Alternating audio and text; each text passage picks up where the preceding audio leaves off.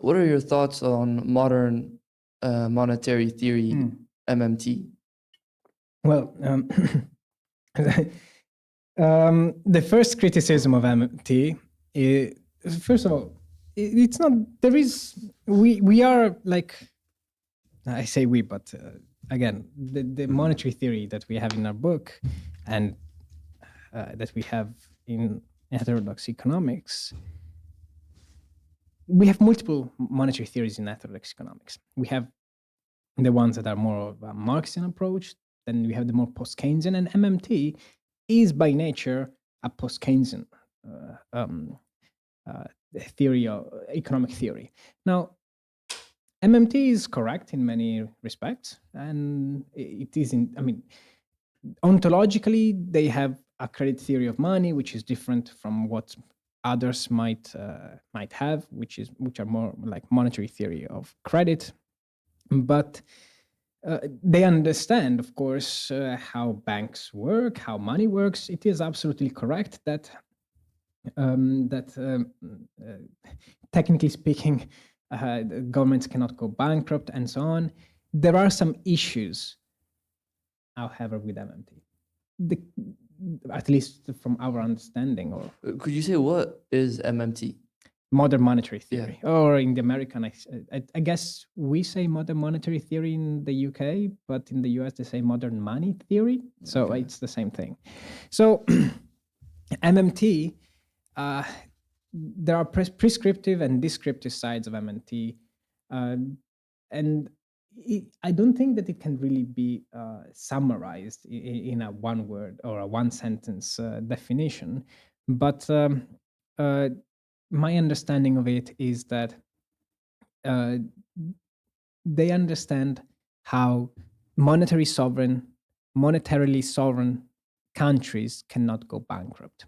And if you take this position, then it becomes clear that taxes are not the funding, or better, that government expenditures have to come first, and the government puts in circulation money, and taxes are a way to remove money from circulation, and especially to manage aggregate demand rather than to finance government expenditure. So MMT, it starts with a certain understanding of what money is, and again, as I mentioned, they have a credit theory of money, or what is also within the credit theories of money, they belong to the cartelist approach, from carta, the Latin word carta, and that means token, so that money essentially is a token.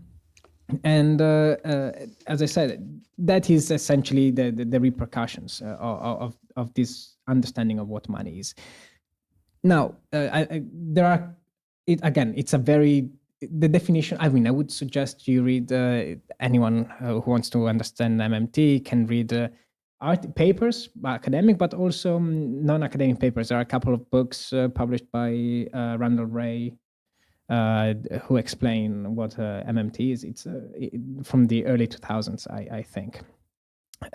Precisely because, I mean, it has to be coupled with very specific socioeconomic policies like an employer of last resort and so on. But I'll leave it. So I just wanted to outline that it's not that there is. Okay, so there are some very deep contrasts between what we argue in this book and what MMT argues.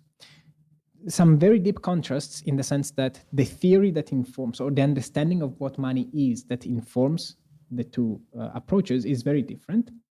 But we can leave that on the side. That becomes a philosophical or historical project. Now, of course, credit can become money, and of course, the money that we use today is an IOU, is a form of credit, and then we have fiat money. In practice, however, the position that we take on MMT is that, well, first of all, I guess MMT kind of downplays the effects that money, or the large printing of money, has on financial speculation. So I think it is. MMTers, although they come they are related to the Minskian approach. Uh, there are some aspects of MMT that let question arise about the financial stability aspect of the policies that would be argued in favor by MMT. So essentially,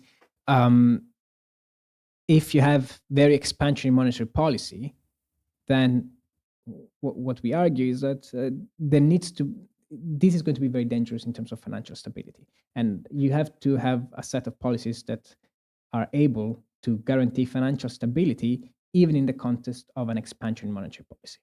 And I don't think that there have been some proposals. I think that there are some ideas within the MMT framework, but I haven't seen like a white paper of proposals of how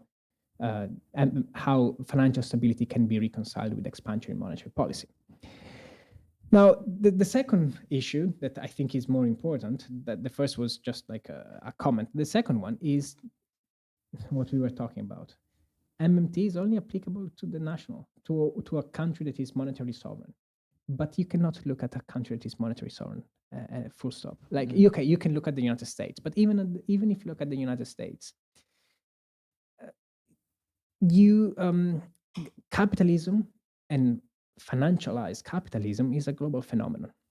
It's going to be very difficult to evaluate the effects of economic policy if you're looking at the state, at the country in itself, because it's a monetary sovereign country. Yeah, it is true that the United States cannot, technically speaking, default. It is true that they can always mint the coin. There is this famous coin that could be minted if the government needed $1 billion overnight, something like that.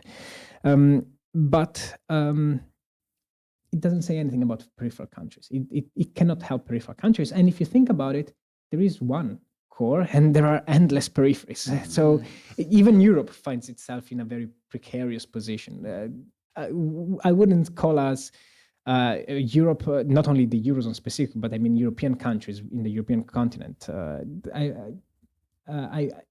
I wouldn't define us ourselves as monetary sovereign or fully monetary sovereign. Monetary sovereign is more of a spectrum than a binomial quality. So outside of the United States, it's not very informative to have MMT. Now, it is interesting. One MMTers, I think, did mention, or at least I think at least I remember reading and talking to this scholar some time ago, but there were some connections between monetary sovereignty and autarky. So there is this recognition that MMT is lacking for peripheral countries, and so perhaps it can be actually connected to acquiring sovereignty over food, energy, and so on, and then once you are sovereign over those areas, you can become also monetary sovereign. I don't know, but as I said, it is very lacking in terms of international of the periphery. And lastly, I think that the third criticism that we have here is that it lacks the supply side. So, but most theories do these days. But the MMT has an employer of last resort, ELR. It was famous in the Green New Deal that, for example, was in the conversations around the Green New Deal that were discussed in the United States half a decade ago. MMT really pushes the Green New Deal that says that it can be funded. Exactly. The Green New Deal arises from essentially MMT scholars who say, look, we actually can fund this stuff. We should be implementing this kind of policies, and we should fund those policies in these ways. The issue is there isn't a lot said on the supply side. Yes, you have the Green New Deal, but the policies suggested by MMT are more policies that help to maintain macroeconomic stability. Like the ELR, the employer of last resort, is a policy that is essentially the government employs everyone who doesn't have a job. Okay, instead of having benefits, unemployment benefits, you actually put people to work in government projects. But those are, I mean, the objective of these programs is to maintain macroeconomic stability, to maintain consumption steady. Then, of course, the idea is, oh yeah, but we'll just put them to do something green. That's not how it works. The supply side needs to be taken care of. The production side, as we were actually starting our conversation, what you produce, where you produce it, needs to be carefully discussed and thought about. And the criticism that we have in our book is precisely that this is not discussed quite as much in the MMT literature, because it focuses much more on the management of aggregate demand in a very Keynesian, post-Keynesian fashion, on the management of aggregate demand, and the supply side is left as, oh, that's going to be relatively easy once we have macroeconomic stability. So those were our main criticisms. Again, we left out of the book the more fundamental. As I said, the ontology of money is crucially different. I was talking to some of the most important MMTers in Europe a couple of days ago, and we were discussing on precisely this: where does money come from?